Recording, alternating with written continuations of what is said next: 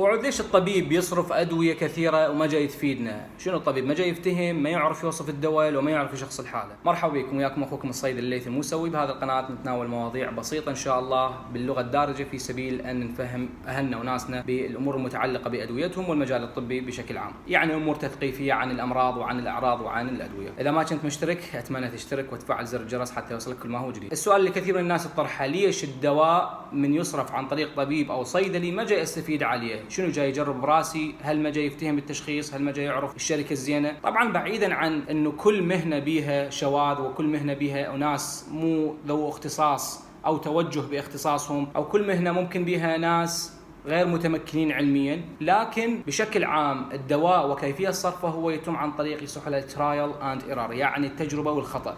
يعني ينطيك الدواء الفلاني اللي يظن انه راح يعالجك من الحالة الفلانية، وماخذه علميا وبالجايد لاينز او الليترشرز او الكتب العلميه تقول لك ان هذا الدواء الفلاني لها كذا حاله، ياخذ المريض ما جاي يستفيد. هذا مو معناه انه الشركه غير جيده او معناه انه الطبيب غير جيد او ما يفتهم، هذا معناه انه انت ممكن ما استجابت له، لان كل شخص يستجيب للدواء على حسب حالته الجينيه وكيفيه استجابته وتقبله لذلك الدواء. ممكن مريض معين يستجيب له 70%، ممكن مريض اخر 90%، مريض اخر 50%، ومريض ايضا ما يستفيد اصلا، ومريض اخر تظهر عليه اعراض جانبيه كأن تكون تحسس او فقط اعراض جانبيه مثل الجهاز الهضمي وطفح وغيرها. لذلك احنا ما نقدر نقول ونحكم على الطبيب الفلاني انه ما فادني، فانت مباشره تحول على الطبيب الاخر وتقول انطاني وصفه وفادتني. احتمال الطبيب الاول التجربه اللي سواها انطاك كذا دواء كذا دواء كذا دواء مثلا اكس واي زد، لكن الطبيب الاخر من شاف الاكس واي زد ما نفع عنك انطاك مثلا بي واي دي كمثال. هاي البي واي دي اللي انطاك اياها ممكن هي نفعتك لانه هذا الطبيب الثاني استفاد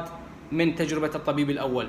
لذلك ما نقدر نقول انه الاول ما يفتهم والثاني يفتهم، والله الثاني صارت الشفاعة على ايدي وهذا مبخوت وما اعرف شنو. لذلك لازم نعرف انه الطبيب الاول خطأ خطوه اولى بعمليه العلاج. ممكن الدواء اللي وصفه فادك او ممكن ما فادك، من ما فادك المفترض ترجع له مره اخرى تقول له دكتور الوصفه الفلانيه ما فادتني، لذلك هو راح يغيره الى دواء اقوى من عنده. لان ما يصير الواحد مباشره يدخل بالدواء القوي، لازم ننطيه دواء ضعيف المتوسط بعد ذلك القوي، هي مساله مراحل.